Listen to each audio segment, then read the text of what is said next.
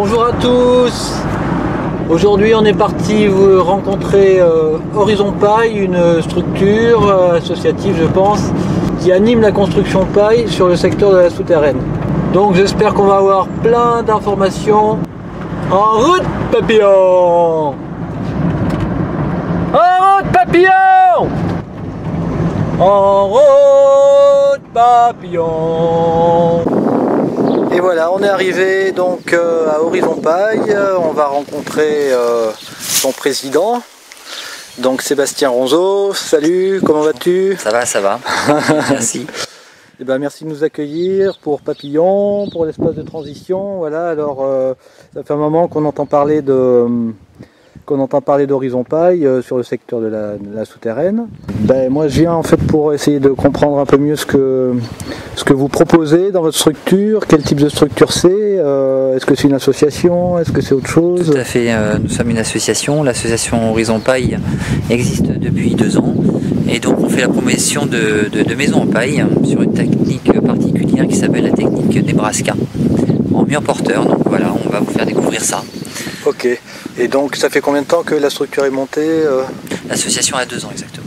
2 ans, ok. Vous êtes combien dedans du coup? On est alors il y a une quinzaine d'adhérents et en acteurs professionnels directement reliés à l'association, on est à peu près 8 entreprises qui travaillent en partenariat avec l'association. D'accord, donc en fait l'association, pour bien comprendre, elle est reliée à des corps de métiers différents qui font l'exécution de... L'association elle est là pour promouvoir donc, des maisons en paille et donc elle a différents acteurs qui interviennent du début du chantier jusqu'à la fin, terrassier, montage des murs, des enduits, réalisation de la toiture, électricité, plomberie, on a tous les corps de métiers qui répondent à ça. Et en première partie donc le permis bien sûr pour réaliser les projets, quoi. Ok. Voilà. On a tous ces acteurs là qui peuvent intervenir. On est là pour encadrer et aider en chantier participatif également. Voilà. Super. Voilà, alors là on a une réalisation en fait. Sébastien il a agrandi sa maison. De combien tu as agrandi là du coup Alors là on a fait 40 mètres carrés supplémentaires. 40 mètres carrés. Ok. Là on est parti sur du Nebraska donc, comme tu disais. Et donc tu as fait le choix de faire une fondation en pneus.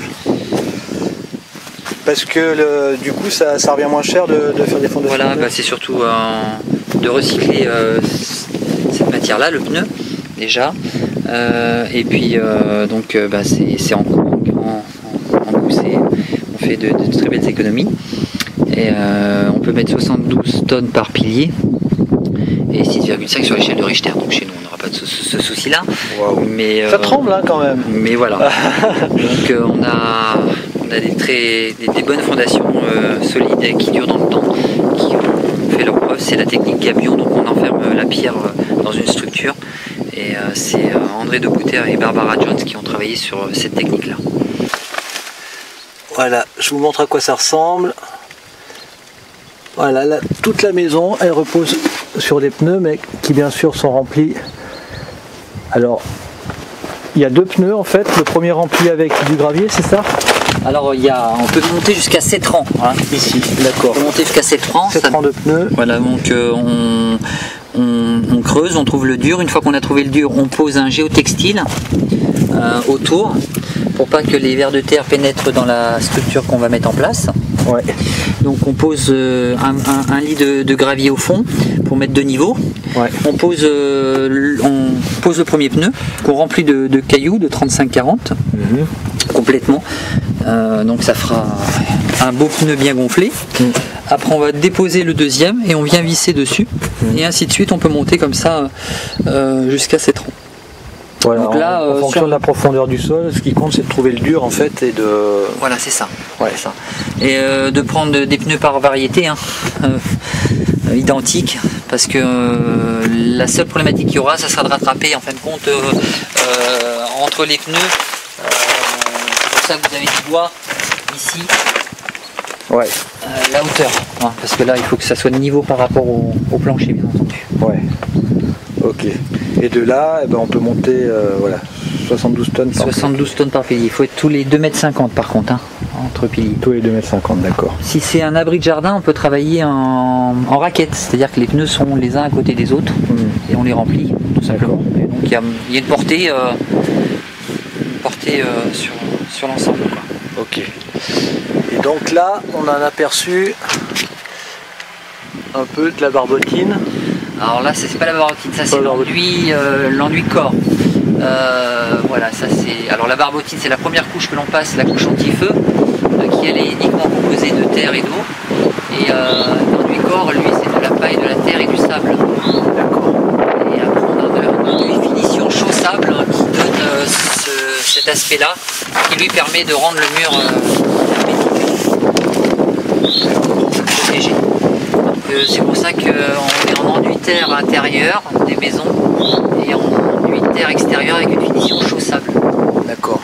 Et donc du coup, le principe de la maison en paille, c'est de faire une compression sur la paille de façon à ce que ça bouge plus. Voilà, la technique Nebraska, c'est une compression des murs, effectivement. Et c'est une des plus vieilles techniques qui vient du Nebraska, c'est pour ça qu'elle porte ce nom-là. On va voir à l'intérieur. Ouais, ça marche. Bienvenue les petits. Regardez-moi ça, bienvenue dans le poulailler. Alors, ça vous inspire quoi? C'est joli, non? En tout cas, il fait super bon. Déjà, il n'y a pas photo, quoi.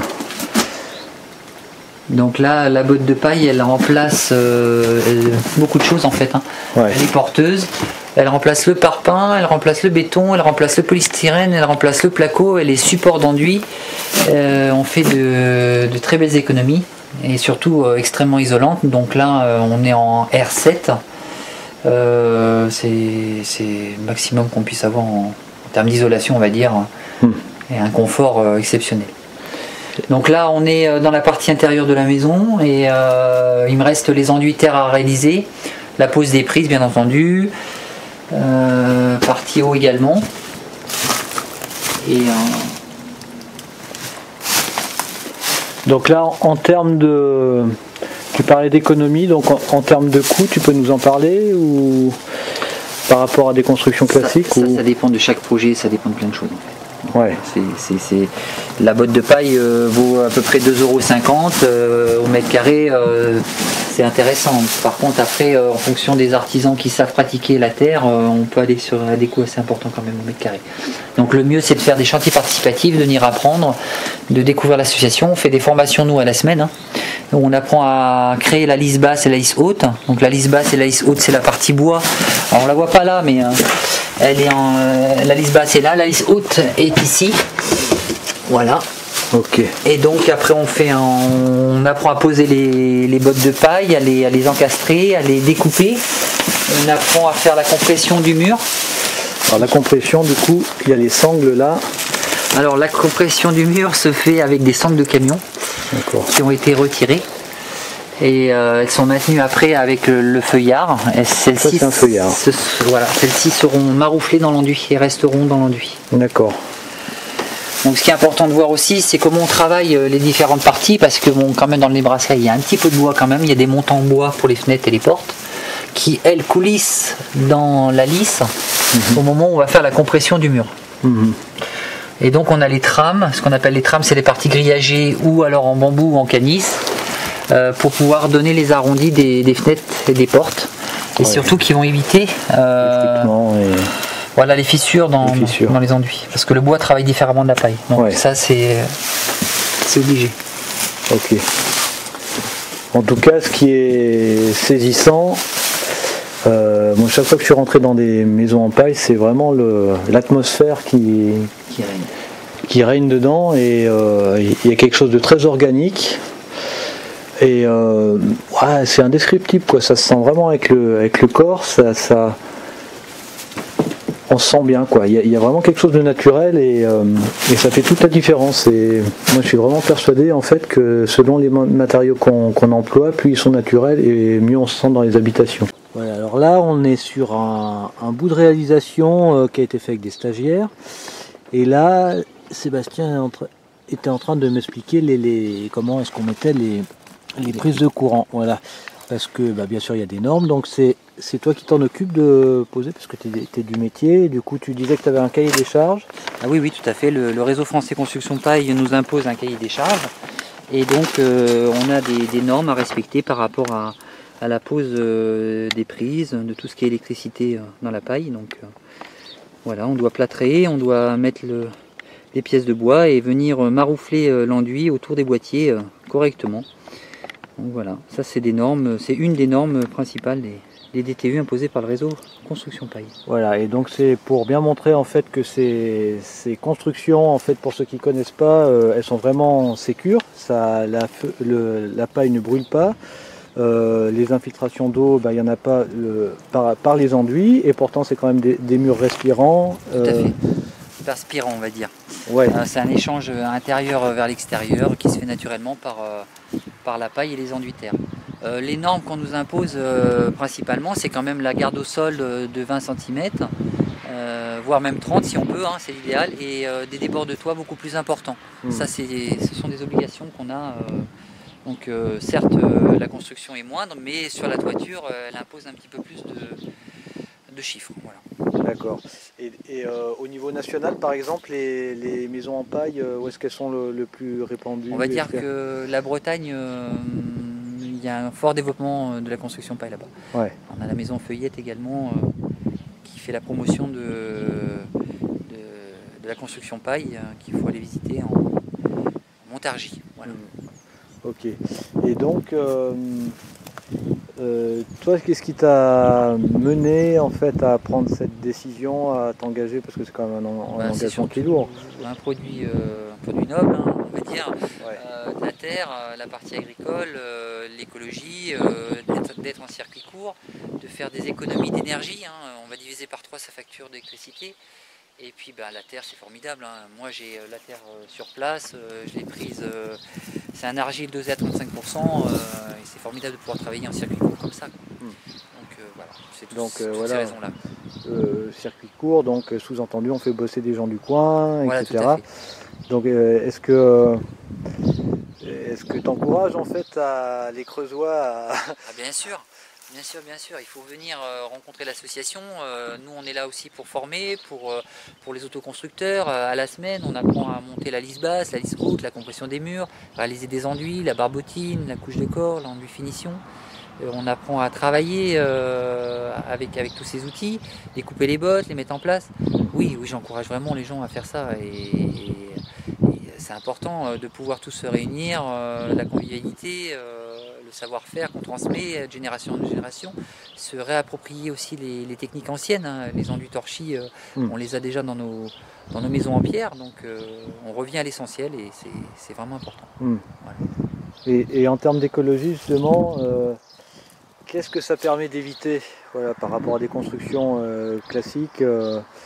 L'effet carbone, là au contraire, on va dire qu'on stocke avec la paille. Et puis ce sont des maisons qui, même après, si on vient les détruire, elles ne pollueront pas le sol. Au contraire, elles redonneront de la matière organique, c'est tout à fait naturel. Et en plus ça permet, par exemple avec des bases en pneus comme ça permet de recycler aussi des pneus dont on ne sait pas quoi faire. Voilà, pour les fondations pneus, c'est l'idéal. Plutôt que de les voir en tard, là à moindre coût, on arrive à faire des fondations solides, très solides.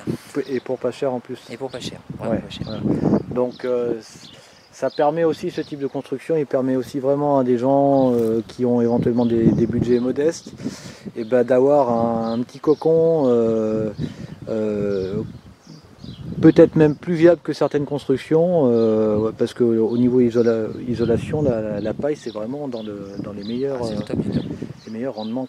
Là, dès qu'on rentre dans une maison en paille, on a tout de suite l'inertie du mur qui nous transmet la chaleur, même si on est à une température moindre, on a tout de suite l'impression d'avoir un espace chaud. On se sent bien, c'est naturel.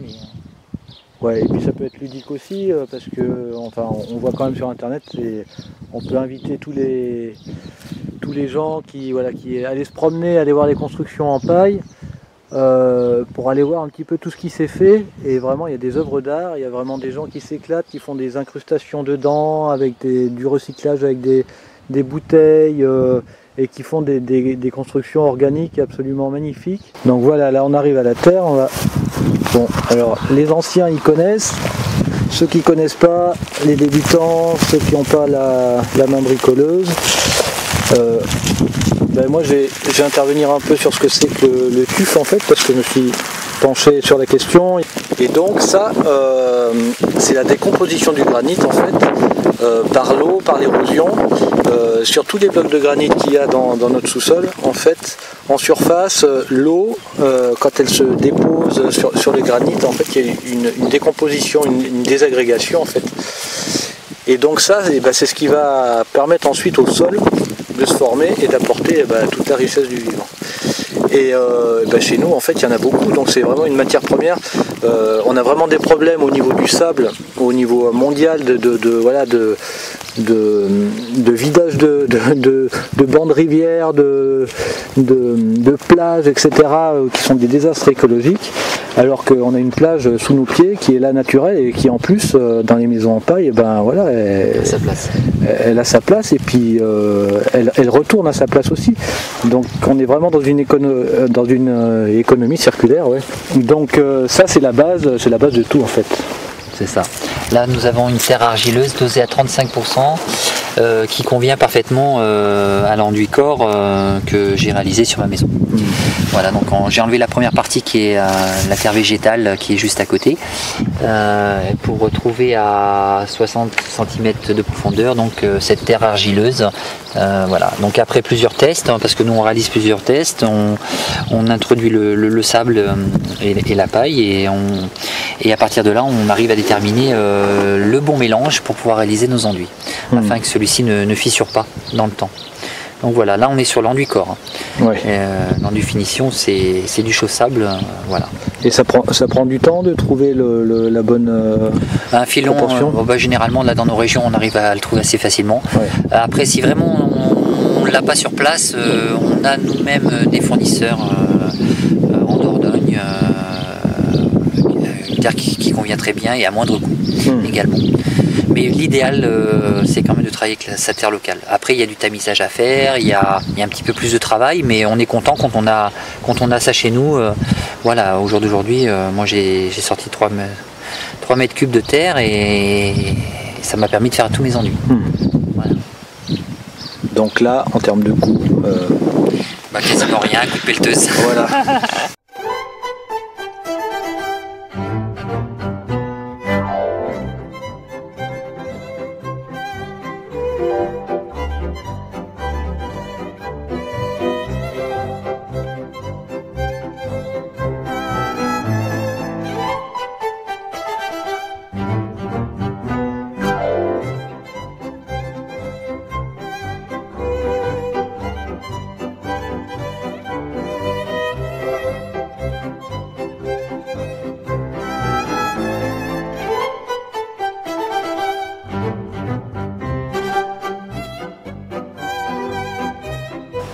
Donc là une surprise aussi, c'est-à-dire que avec la paille on peut faire aussi une isolation d'un mur extérieur sur des murs en pierre, donc respirants, puisque comme dit Sébastien, ça sert à rien d'isoler des murs en parpaing vu qu'ils ne sont pas respirants de toute façon.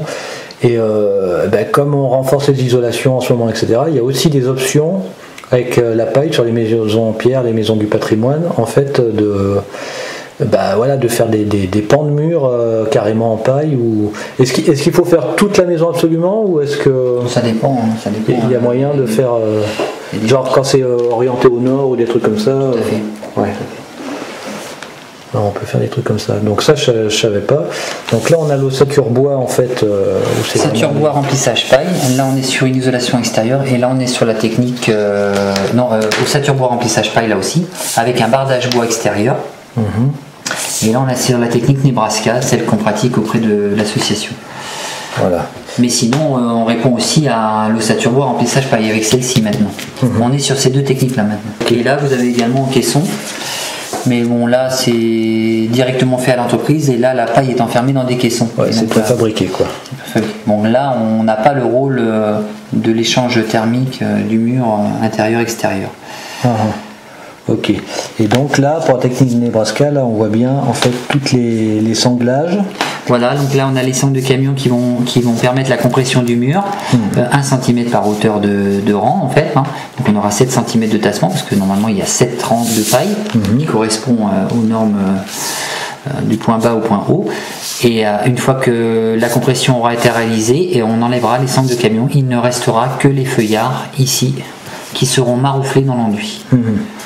Ok, et tu disais donc que l'art en fait de la construction comme ça, c'est de compresser tout en même temps sur les 4 murs. Donc il faut que tout le monde en fait compresse en même temps. Voilà.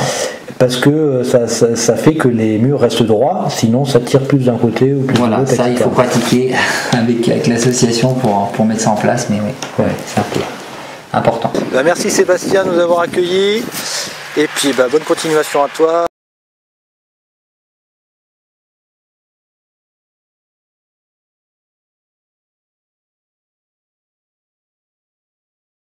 N'hésitez pas à soutenir l'espace Papillon en mettant des pouces bleus, en vous abonnant à la chaîne ou en donnant un petit pourboire sur la plateforme tipeee.com.